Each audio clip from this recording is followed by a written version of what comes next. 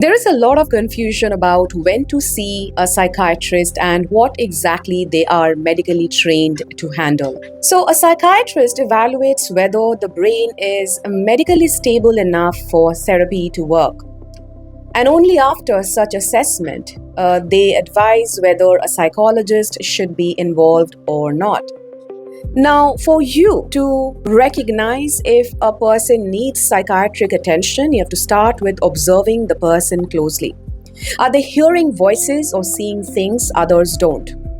Do they believe they are being followed, spied on, or poisoned, or that secret people are plotting against them when you know none of this is true?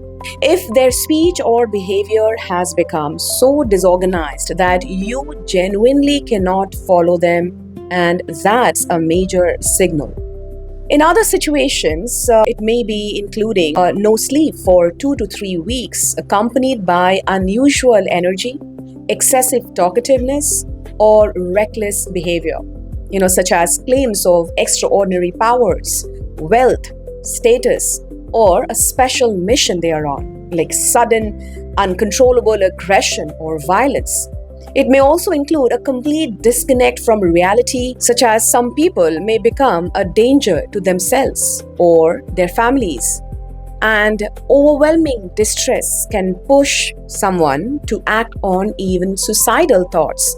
So, you have to watch out for these basic things, including self-neglect, not eating, drinking, bathing, changing clothes, or attending to bodily needs.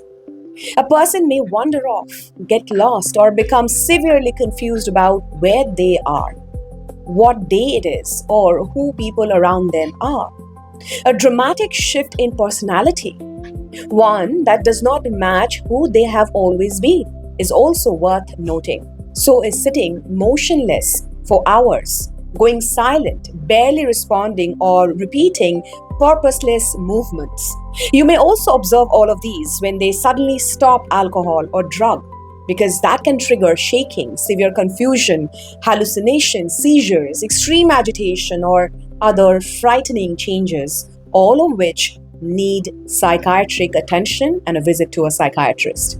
Extreme suspicion is another marker. Barricading oneself indoor, right? Attacking others in perceived self-defense, destroying devices, repeatedly calling the police, or fleeing imagined threats. You might also see the opposite extremes.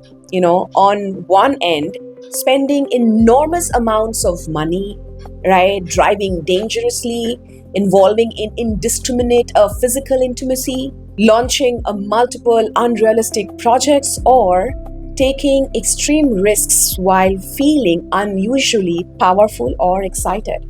On the other, excessive slowing down, barely speaking, moving, eating, getting out of bed, or even responding to family members.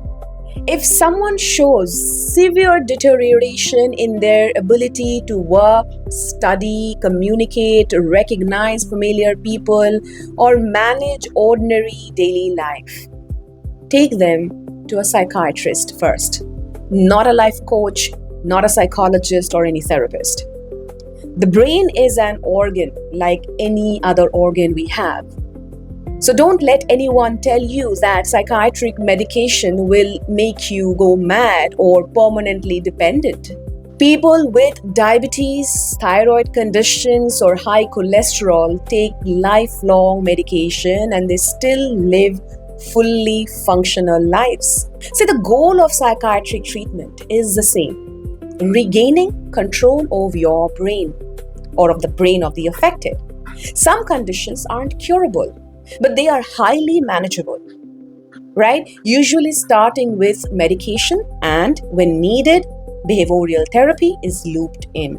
See, a good psychiatrist, right, they'll listen carefully, and to judge your situation better, they will keep in touch. They'll schedule follow-ups and adjust medication when something, isn't working. If a drug doesn't suit you or the person, a good doctor will change it or adjust the dose rather than insisting you push through. And now that you know what actually warrants a psychiatric visit, No one should be able to confuse or scare you out of one. Remember, modern psychiatry is not what it used to be. Book a session at lindaashok.com.